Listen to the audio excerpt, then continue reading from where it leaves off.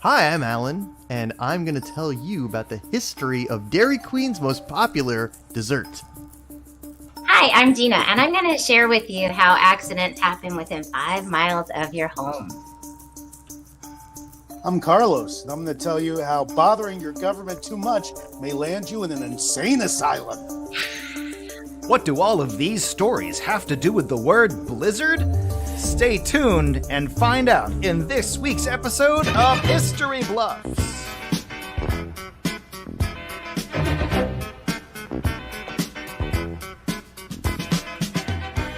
Hello and welcome to another exciting episode of History Bluffs, where truth is stranger than fiction.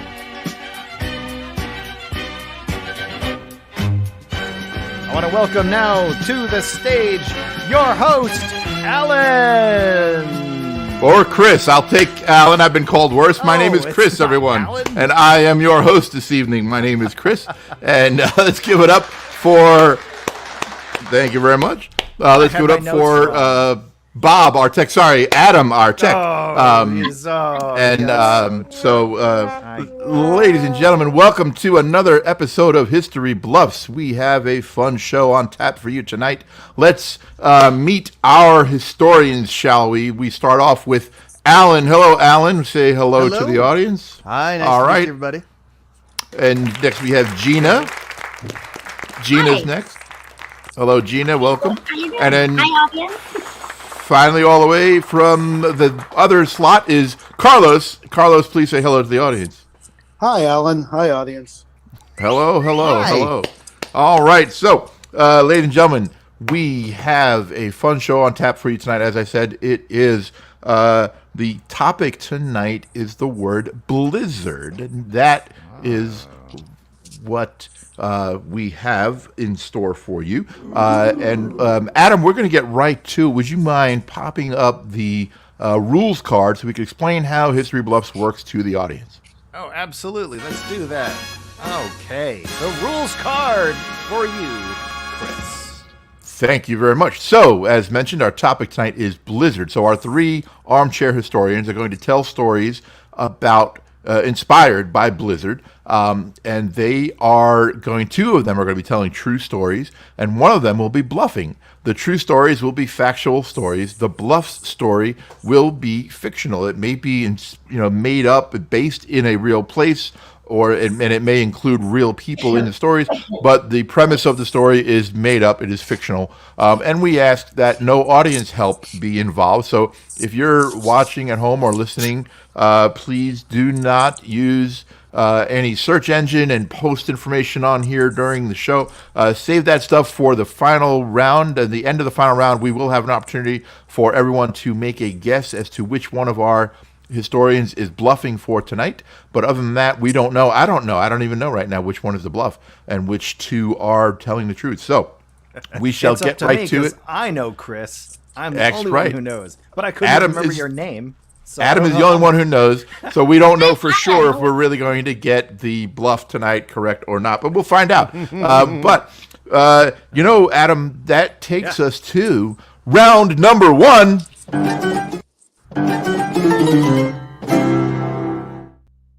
Right. Welcome to round number one. Alan, we are going to bring Alan Forbes up for our first historian. Alan, please come on out to the center square. There you go. And we're going to have 3 rounds 1, 2, and 3 in that order. And round 1 will be 75 seconds. So you'll each get 75 seconds to tell your stories. And then each successive round will get shorter and shorter. Round 2 will be 60 seconds. Round 3 will be 45 seconds. So in a second here, Alan, Adam is going to put up on the screen a dial tone, sundial, and you'll hear a gong. And when you hear that gong's noise, the floor is yours. You'll have 75 seconds to regale us with your story inspired by the word blizzard. So please put up the timer and the gong, and here we go. Here we go. Here we go. Well, I'm going to tell you about the most famous Dairy Queen and most popular Dairy Queen dessert. Yes, of course, the title of our show today, Blizzard. And we can't do that without giving you a little bit of a history of soft serve ice cream in of itself. Now, actually, it didn't start with Dairy Queen. It actually started in 1936 with someone who would, even today, be a rival of Dairy Queen, and that's Carvel, specifically Tom Carvel, who had an accident, which actually was a happy accident because his refrigeration equipment broke on his refrigerator truck, and he had to sell his half-melted ice cream as a new concoction. He said this was done on purpose. And legend has it that this was the first soft-serve ice cream. Carvel noted the popularity and taste of the ice cream and decided to make soft-serve ice cream on purpose. Using his background in selling custard, he added ingredients to the ice cream to emulsify it and maintain its form. During the Great Depression, Carvel came up with the very first buy one, get one offer to introduce the public to soft-serve ice cream. And in 1938, in Illinois, a different company came up with their own design. And in 1938, in Illinois... Welcome back, everyone. That was a very interesting opening here. Gina, what's your take on Alan's first round of his story, inspired by Dairy Queen? Oh, slow clap. A slow clap take. Okay. All right. No, actually, I really, if I'm being honest, though, that was a very if it's true, I want to thank Tom Carvel for the buy one, get one, because as a woman, I freaking love a sale. I'll tell you that right now. I also want to thank Tom Carvel for Big Willie and all the other ice cream cakes that I had when I lived in New York. However, there wasn't a Dairy Queen in New York to rival Carvel at the time, so I don't know how much of this is accurately portrayed by Alan's story, so we shall see. We shall see. We shall see. As Tom Carvel would have said. I will touch on that. That's part 2. We'll mention Ooh, why. all right. Okay, Gina well, did not have a Dairy Queen. Let's get Carlos. Let's get Carlos in here. Carlos, come on in, Carlos, and tell us your take on Alan's story. Oh, here we I'll go. continue. Another Gina's slow clap. Another slow clap. Stuff back in the day when Tom Carvel was around was breaking all the time. That he was the guy whose fridge broke that had ice cream in it. Give me a break, man. Give me a broke. All right, someone else. That would have happened before. That would have been a thing already. No, 1,000 times no. All right, we don't have any points in the show, but I am deducting 2 points from Carlos for pronouncing Carvel as Carvel. It's Carvel Comics, not Carvel Comics. Gina, let's bring Gina up here. Gina, Captain you're going to... Carvel, not Captain That's right. There you go. We're going to move on to our second historian. That is Gina. Gina, we're going to move right to round 2 for you when the sundial comes up and the gong. Yes, what's your question? Hey, Chris or Alan, whatever your name is, may I please start with round 1, not 2? Yeah. Round 1 is what I'm saying. You're a I second thought you historian said in round 1. Round 2. Oh, Who knows? good. Who knows what's been said? We I don't just, even you know. Yeah, I don't know what day. We're 8.5 minutes into the show, and who knows what's been said so far? I have no idea. Gina, we're going to start round 1, historian 2 for you. When the sundial comes up and you hear the gong, please begin. Thank you. That was hard for you, I know. So Charlie and Davy Duncan were brothers. They grew up in and out of orphanages. Why are you laughing at me? They grew up in and out of orphanages in Virginia in the early 1920s. Although they were adopted when they were teenagers by a man named Mr. Smolensky. He had a wife too, but I couldn't find her name. They never, Charlie and Davy, they never got married. And they got into a lot of trouble with the law. When they were about 28, 29 years old, they were 2 years apart, they tried to rob a bank and they got arrested for attempted bank robbery because they did not succeed. They both pled not guilty, but they were still sentenced to 13 and 15 years in prison, even though there wasn't a lot of evidence. Charlie, when they were each got assignments when they went to prison, and one was Charlie was assigned to the agriculture department, like mowing grass, things like that. Davy was assigned to do the laundry. They were there for about 3 years. They kind of had this plan, this escape plan for prison, and Charlie he stole one blade from each lawnmower so that they all looked the same, but he basically got one and he stuffed those into his mattress. Davy stole one bed sheet at a time. So they did this over the course of 3 years and hid them either in the ceiling tiles or in their mattress. And I'll tell you more in the next few rounds. Okay, very good, very good. Gina is starting off with a story about Charlie and Davy Duncan. And Carlos, other than them having the absolute worst lawyer in America, what is your take on Gina's story? Well, I'm suspicious in that we don't know how they're related to Gina yet. And most of Gina's stories have a direct relation to someone within her family tree. So if these people aren't in her family tree, I don't know what to think. Does that mean it's bluffier or it's truthier? I'm confused. She successfully confused me. If that was her goal, she succeeded. So I guess she's winning. Well done, Gina. Well done indeed. And also, just FYI, you said you couldn't find Mr. Smolinski's wife's name. It was Mrs. Smolinski. Alan, what do you think of Gina's story? Yeah, I heard the Mistress Malinsky is what I heard Gina say. I don't know. That's their father that adopted them. Mistress Malinsky. Mr. Malinsky. All right, fine. MX period. Anyway, Charlie and Davy Duncan, and they collected bed sheets and blades. I guess they're going to make the first yo-yo, and that's where Duncan Yo-Yos comes from. Because I don't know what this has to do with blizzards, but that's an interesting story so far. Okay, interesting story so far indeed. So, ladies and gentlemen, we've heard from Alan, we've heard from Gina. Let's bring Carlos out for his opening round salvo. And Carlos, you have 75 seconds on the clock. Your first round story will begin now. Okay.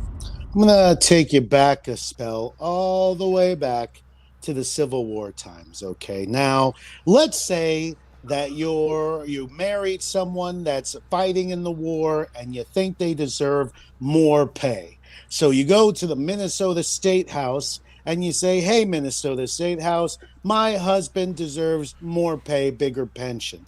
That's exactly what Maria Jane Quiggle, when she was born, her birth name, Maria Jane Blaisdell, eventually, once she got married, did. She went up to the Minnesota State House and she pestered them and she bothered them and she said, hey, my husband deserves more money. She wasn't an unnoticed woman either.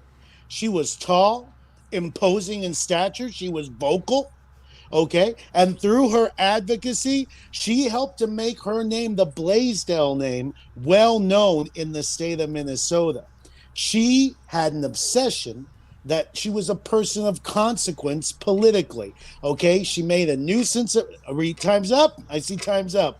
She made a nuisance of herself to no end. And more later. Wow, you ran out of time, Carlos. Great ending. Yes. All right. Well, she's very imposing, and she made herself known for being very vocal. I suppose that she did the Blaisdell yell, you might say. Alan, what do you think of this story so far? Yeah. No, I was. It's better than the Quiggle Giggle was what I first thing came up with from her maiden name. Yeah, no. But Alan, go ahead. Comment on Carlos' story. Other than the name Blaisdell, there's no way Carlos could prove this was false anyway. Someone in Minnesota complained their husband in the war isn't getting paid enough? Shocking. All right. So truthful setting so far. Gina, what do you think of Carlos' first round? He's lying, and I'll tell you why. Because he's just using words that end in ill. That's his strategy today. Blaisdell, civil, all the ills, Carville. There's a lot of ills, and it's making me sick. All right. Well, just for our own edification, we will find out if he is indeed bluffing later in the show. But let's come back to Gina. And Gina, we're going to have you begin round number 2 as Adam brings us to that round now. And keep in mind now that the rounds are getting shorter, So this round, the time clock is scrunched down to 60 seconds. So each of the contestants have 60 seconds to tell us their second round story. And Gina, your time will begin now. Okay. So now, the Duncan brothers solicited 4 other inmates, and they had like a mechanic in case they needed to get steal a van or a bus, all kinds of things. And they waited for their perfect opportunity. It came 7 years after their plan began during the blizzard of 1957. The blizzard came a little unexpectedly. It only had about a 24-hour notice, so they had to act fast. Charlie and David, hold on, next page. Charlie and Davy tied together all the bed sheets, threw them out a window that they broke, and they also had the other guys in different parts of the prison. 2 knocked out a couple of guards, took their uniforms, posed as guards, and one other guy forced his way into the control room by saying he had to go to the infirmary. And when they opened the door, he just forced his way in, started pressing buttons, and a whole bunch of stuff opened. So they basically wanted the guards at the front in case they could get out during the front, the thing to shimmy down in case they wanted to get out during the back. So one of the other guys went down the little shimmy thing, and he fell to his death. And we'll hear more what happened to him in round number 3. Wow. All right. So, Alan, you have a very tortured look on your face at Gina's story. What say you about Gina's story there? Well, I'm glad she got to the topic, blizzard. There was a blizzard happening during the breakout. That's nice. Doesn't always happen with Gina's stories, but there we go. Another thing was, I haven't heard what they did with the blades, but maybe round 3 we're going to find out. Yes? Okay, excellent. That'll come in round 3. Good to hear. But so far it sounds like your standard breakout movie plot line. So I don't know. Sounds pretty fictitious so far. All right, Carlos, what do you say about Gina's story? You know what? I think I kind of agree with Alan. I think Gina's trying to distract us with an entertaining breakout story. So if I start to hear that one of these brothers had a Scottish accent and that there was some chemical bioweapons involved, I'm going to know for sure that Gina's ripping off some story. She's Kaiser Sozeing from a DVD of The Rock in her room, right. in her room somewhere. Welcome to The Rock. We'll see where she takes it. We'll see where she takes it. And yeah, based on the jobs, the vocations of everybody in the gang. She's just missing an Indian, a construction worker, and a motorcycle cop. She's got the village people. Yeah. All right. No accusations yet, I see. No accusations. Just make it out. It's just an observation, not an accusation at this point. All right. No one's accused. No one has accused anyone yet. Carlos, we're going to bring Carlos back out, and Carlos is going to give us his second round story. Remember, Carlos, your time is down to 60 seconds, and the floor is yours. Okay, so as I said, Mrs. Blaisdell made a nuisance of herself on many visits during the 1880s from their family home in Pelican Rapids, Minnesota, to St. Paul and Minneapolis, okay?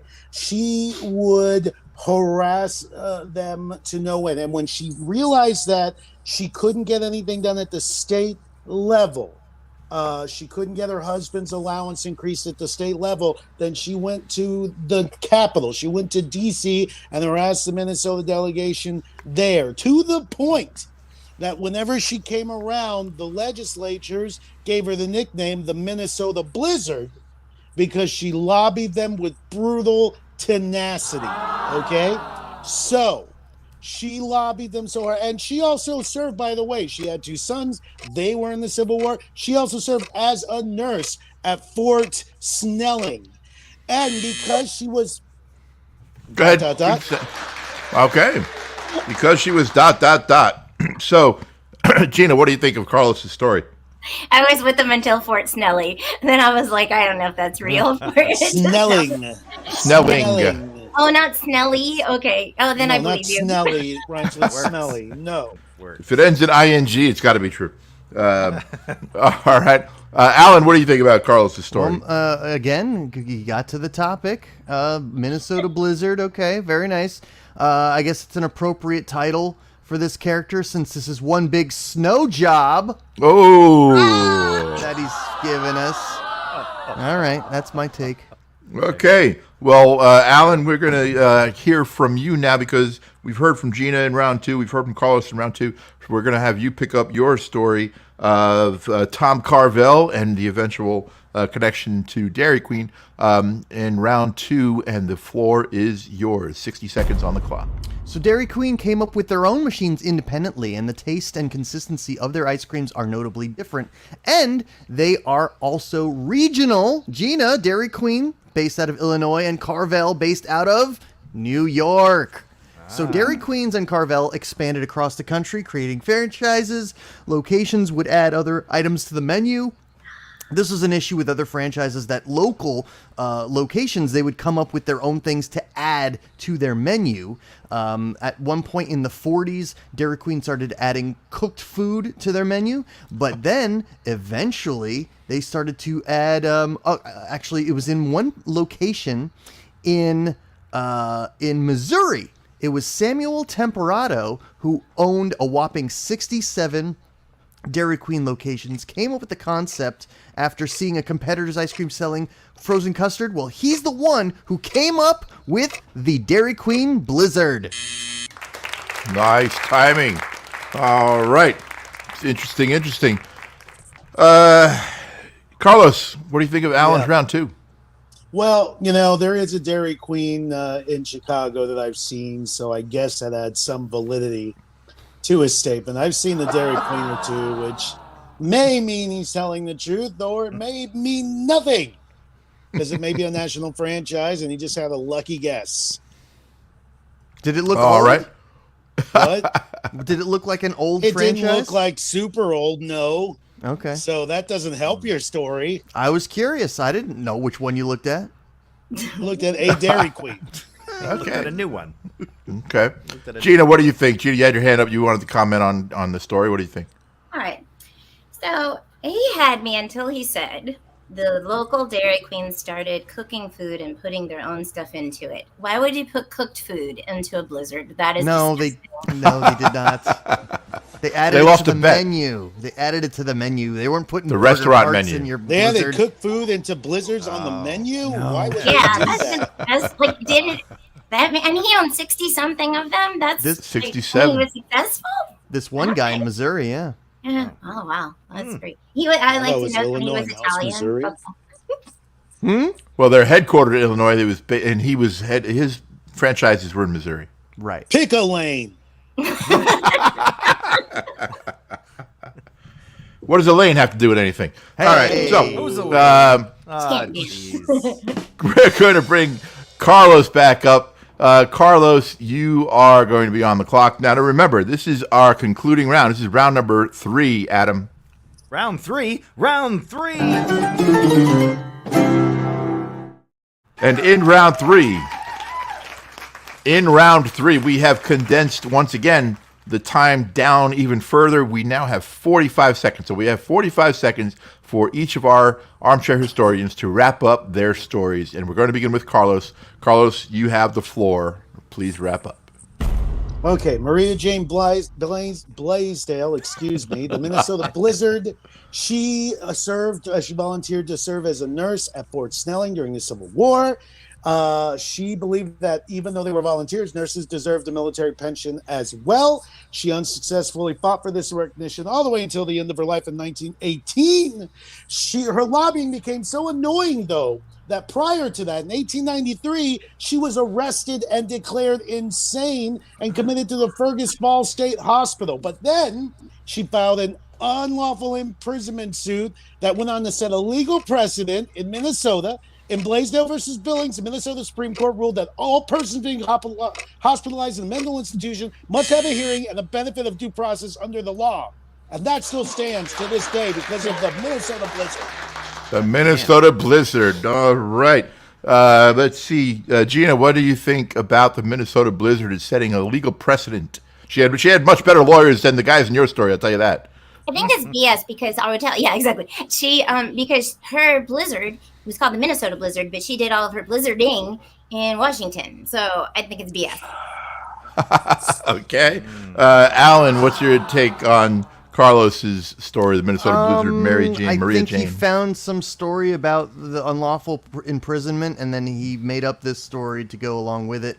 I don't think the Minnesota Blizzard is the reason why you can't unlawfully detain someone. So, yeah, that's made up. So your contention Yeah, is that you should be shocked, audience. he's How dare he suggest this person doesn't exist? so Alan is charging that Carlos heard prison as the topic and then realized it's Blizzard and just switched the story up at the end to make it all fit. Yeah. Alan, Yeah. we're going to have you come back out and we're going to hear your conclusion. You'll get 45 seconds on the clock and the floor is yours. All right, so this guy, Samuel Temperado, he's the one that owned all these stores that were based out of Missouri. Anyway, he credited Ted Drew's custard for the inspiration for the Blizzard, and Drew's is also likely responsible for the upside-down gimmick. In the late 1950s, a person named Steve Gambler, who was a 14-year-old kid from St. Louis, he was a regular at Drew's Custards, and he routinely challenged the business owner to thicken up his custard, and eventually, just to shut him up, the Gambler said that Drew's handed him a custard upside down, and he said, "Is that thick enough for you?" So likely, that also inspired the Blizzard. Wow. Okay. Gina, what do you think of Alan's story? Ooh, now I'm stuck.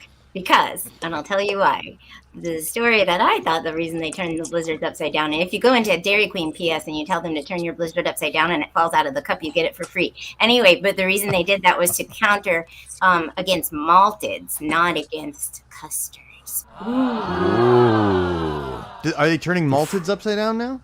No, they said to make them as thick as a malted, because that malted stuff makes it thicker. I'm just saying what I read. I don't know if it's true, but Interesting. All right. Carlos, what do you think? I thought we already got to the point where we decided that thus the Blizzard was invented. And I feel like we're inventing it yet again by the end of the story. So when was the Blizzard invented at your store? Was it this whole thing was leading up to the Blizzard? Because you mentioned Blizzard a lot before you actually introduced it in the end of your story. All right. that's a good point, Carlos, because he said we didn't introduce Blizzard until our second thing, and he did it 100 times.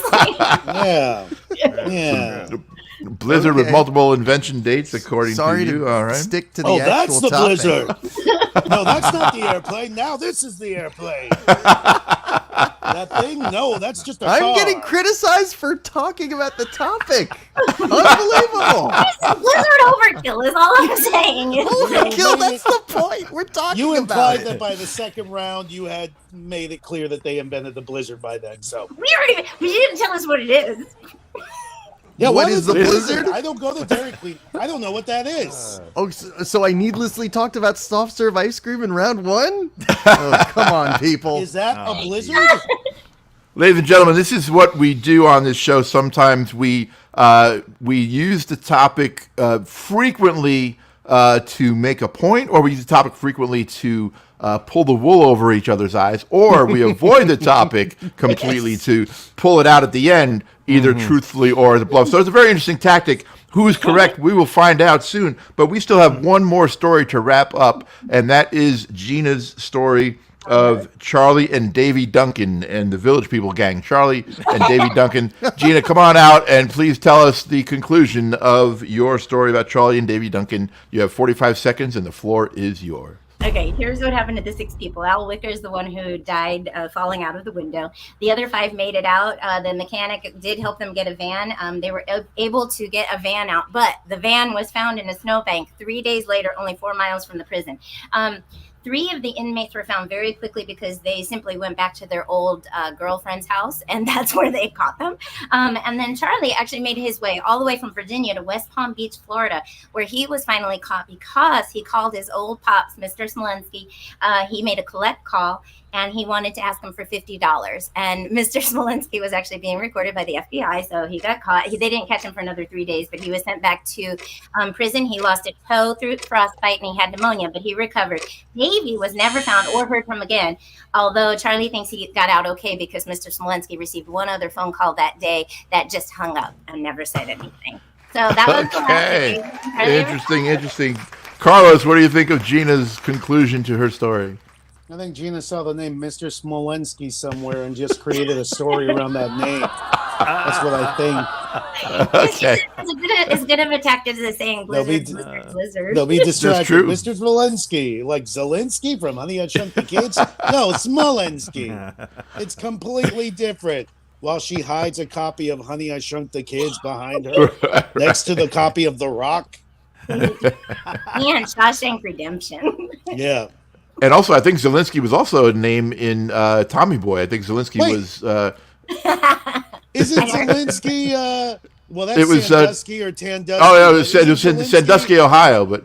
The president of Ukraine? That's right. No, Oh my gosh. All right, Alan, what do you think of Gina's conclusion? So Gina said many of these people were brought to justice because they went back to their girlfriends. That is so Gina in her storytelling. It's got to be something about a relationship. And how are these villains going to be brought to justice? Because they can't get enough of their girlfriends. So after years in prison, they're going to go back to their girlfriends, and they're like, I don't want to do anything with this guy. And they call the cops because all women are totally moral and upstanding, and that's why they got brought to justice. I see your story, Gina. If there's one thing prison escapees are known for, it's monogamy. Yes, that's exactly right. Yeah. All right. Well, one woman indeed. Ladies and gentlemen, we have heard all three armchair historians tell us 3 rounds of their stories. It is now time for us to try to figure out who we think is the bluff and which 2 we think are telling accurate stories. So I'm just going to go in order here and ask each of you to make a guess as to which one of your show mates do you think is the bluff for tonight. Alan, who do you think is bluffing? Carlos sounded like he was referring to some legal matter, much like another History Bluffs episode we had, a legal matter in the negative zone in Yellowstone National Park. So now I think he's also gravitated towards more legal precedent. I think this might be true. I think Gina is bluffing because she just cannot get enough of the love of a woman bringing a man to justice. All right. Well, we have one accusation towards Gina. We do have one from our loyal audience member, I Don't Pull Out. He believes Alan is bluffing. Gina, let's see what you think. Who do you think is the bluff? Well, I warmed up to Carlos's story, and at first I was so excited because I thought that Alan's story was going to blow me away because I freaking love Dairy Queen blizzards. But then that ending was just a little off for me, so I think it's Alan. That's what I'm Alan. Okay, Gina's going to go with Alan. I don't know if I believe Carlos 100%, so I'm tricked on this one. I got to be honest, but that one is the only thing. That's which way you're leaning. All right, and for others in the audience, feel free to write into the comment section who you think the bluff is. And Carlos, let's hear who do you think the bluff is tonight? Well, part of Alan's story sounds preposterous. He didn't clearly explain what a blizzard was, so we were led to believe he introduced the invention of it multiple times. But in fact, he is just more likely a bad storyteller, which means that Gina is most likely the bluff. So I'm not going to let Alan's bad storytelling distract me from the truth, which is that Gina is the bluffer with her Rock and Honey, I Shrunk the Kids and Shawshank DVDs on her back wall there, which are in clear and plain sight of her camera. And apparently, according to Alan, I'm using Braveheart and other romantic comedies too. This is just the whole conglomeration of multiple Braveheart movies. is a great romantic comedy. There is a romance at the center of it. And there was one joke. There was a joke somewhere in there in that movie. Yes. There are a couple of jokes. Ladies and gentlemen, we have 2 accusations against Gina, 1, actually 2, including our audience against Alan. So that means if Carlos is the bluff, Carlos has pulled the wool over everyone's eyes. He's Ladies and gentlemen, he has done it before. The only one who knows, other than the bluff themselves, is Adam, our amazing tech. Ladies and gentlemen, let's bring it out. Adam, one more time. And Adam, would you please take it away? Absolutely, I will. I'm going to ask you to step off our virtual stage, Chris, and we're going to line up our perpetrators and put them line up. I'm going to reveal, was your bluff, was it Alan? Was your bluff Gina? Or was your bluff Carlos? Well, folks, I know. And I'm going to tell you right now, ladies and gentlemen, your bluff was Gina! Well done, Gina. I didn't really trick anybody, so I don't. It was me the whole time. Yes, it was. She only tricked the audience member. Yes. I would like to point out, if I can, that for like 3 times in a row, though, I tricked everybody. All right. Well, another audience member, Tony Belmonte, says that you all have untrustworthy faces, and I think he includes me in that. So I will take that personally, but also agree with him. Ladies and gentlemen, thank you so much. This has been another edition of History Bluffs, where truth is indeed stranger than fiction. We thank you for watching and listening, and Adam, I'm going to hand it back to you, and let's take it to next week. Let's do it. Folks, we are here every week. We hope you are too. Come and learn a little bit, accuse some bluffers, suss them out. We'll see you then.